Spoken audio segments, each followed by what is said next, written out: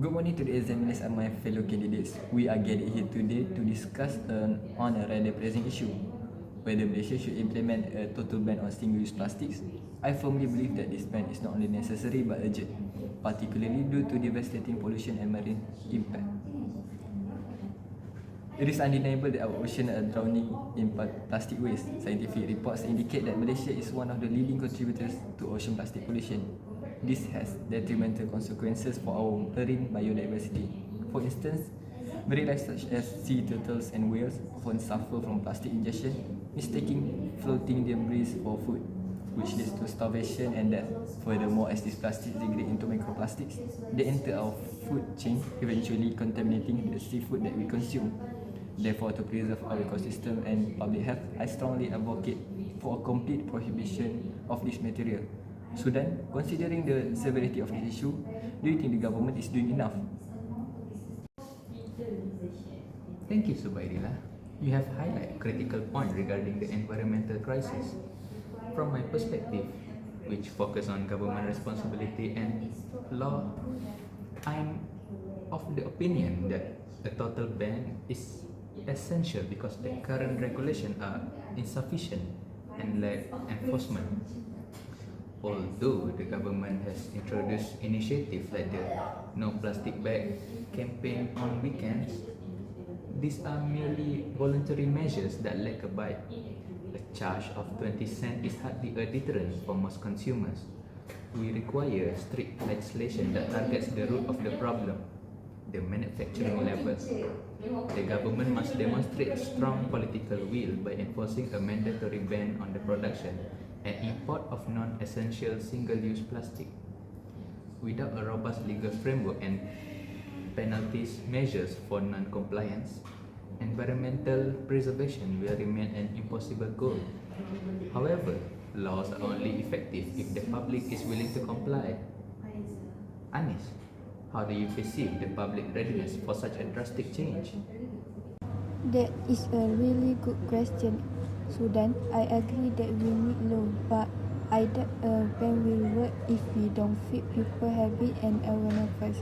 My worry is that Malaysia are just too used to convenience. Sadly, many people in our country still don't care enough about handling waste properly.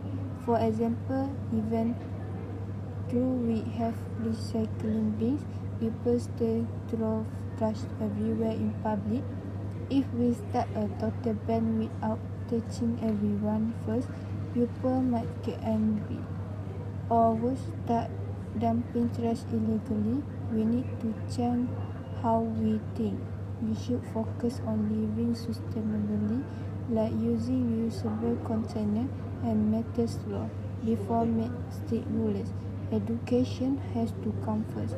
If not, people will fight against the ban. But Sarah, thinking realistically, can our economy actually handle a total ban? I appreciate a strict emphasis on education. However, I must bring our attention to the feasibility and practical challenges of this proposal. From a pragmatic standpoint, I believe an immediate total ban is economically unviable, especially for our small and medium enterprises. We must consider the economic ramifications for small business owners, such as street food vendors. Currently, biodegradable alternatives are significantly more expensive than plastic packaging. If we impose a sudden ban, these vendors will struggle with inflated operational costs, which will inevitably be passed down to consumers. Furthermore, do we have the logistical capacity to replace the sheer volume of plastic used daily? I argue that our supply chain is not yet ready to support a full transition to eco-friendly materials. Therefore, while the ban is a noble goal, its implementation creates a financial burden we cannot ignore. You raise a valid concerns regarding economic burden. Nevertheless, I will argue that the long-term cost of environmental degradation far outweighs the short-term economic discomfort. Consider the fact that the government spends millions annually on flood mitigation, floods that are often exacerbated by plastic clogged drainage systems. By eliminating single-use plastic, we are actually saving public funds in the long run. Thus, the economic argument should not hinder us from taking necessary environmental action. I agree with Subaidillah. The cost of inaction is too high. Addressing Ani's point about the culture of convenience, I believe that reliance on education alone is too slow. Take the example of the smoking ban in eateries. Initially, there was resistance, but once the law was strictly enforced, the public adapted. Sometimes legislation must act as the catalyst for behavioral change. The government can bridge the gap Sarah have mentioned by providing subsidies or tax incentive to companies producing biodegradable alternative, making them more affordable. I see the logic in your argument, Sudan. Legislation can indeed accelerate change. However, I must question against greenwashing. For instance, if we simply replace plastic bag with paper bag, we are still generating waste. The ultimate goal should be a circular economy where we reuse material. Therefore, I propose that any government ban must be accompanied by a comprehensive national campaign that not only bans plastic but actively promotes the bring your own culture to ensure the change is sustainable. I understand the urgency expressed by Subaidillah in Sudan. However, I still maintain that a phased approach is superior to an immediate total ban. My suggestion is a gradual transition timelines, perhaps over a period of 5 years. This allows manufacturers to adapt their technology and vendors to exhaust their existing stock. This compromise addresses the marine pollution issue while mitigating the financial shock to our local businesses. In conclusion, while I acknowledge the economic challenges, the irreversible damage to our marine ecosystem demands immediate action. I firmly stand by the proposal for a total ban to safeguard our environment for future generations. I share Subaidillah's sentiment. A strong legislative framework is the backbone of the solution. The government must take the lead to enforce this ban, ensuring that environmental responsibility becoming a mandatory obligation, not a choice. To sum up, value are crucial. They must be supported by a shift in public mentality. I advocate for a ban that is paired with aggressive education to ensure that Malaysia truly understand the value of a plastic-free lifestyle. Ultimately, we all agree that single-use plastic are harmful. However, to ensure the success of this policy, it must be implemented gradually and practically to protect our economy. Thank you.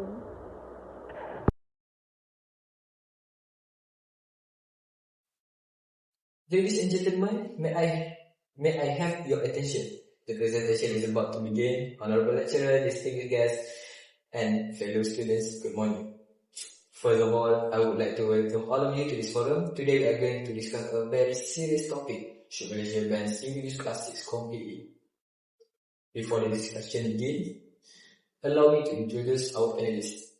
On my right, we have Dr. Anis, an environment lover. In front of me, Siti Sudan, who follow government policies. And finally, Sarah, representing the public voice. Without further ado, let's begin. To start the discussion, we see plastic everywhere in Malaysia. In our food, our drinks, our trash. Shall we start by talking about why this is a problem? Anis, what is your take on this? Thank you, moderator. From my perspective, we must ban single-use plastic completely. The main reason is pollution. Plastic takes hundreds of years to disappear. When we go to the beach in Malaysia, we see bottle and bag in the water. This hurt the marine life like turtle and fish. They eat the plastic and die. I strongly believe that if we want to save our nature, we have to stop using plastic now. That is very strong point about the animals. So that, what do you think about this? Do you agree that total ban is the answer? I see your point, Anis, but I see it differently because it is not that simple. Yes, pollution is bad, but banning everything suddenly is very hard. In my view, the government needs to make strict law, but we also need to think about the sellers. If we ban plastic bag tomorrow, what will the market use? We need the government to provide cheap alternative first, like paper or biodegradable bag. So I think the government is responsible, but they must be careful. Thank you, Sudan. So you think we need a plan, not just a sudden ban? Sarah, I haven't heard from you yet.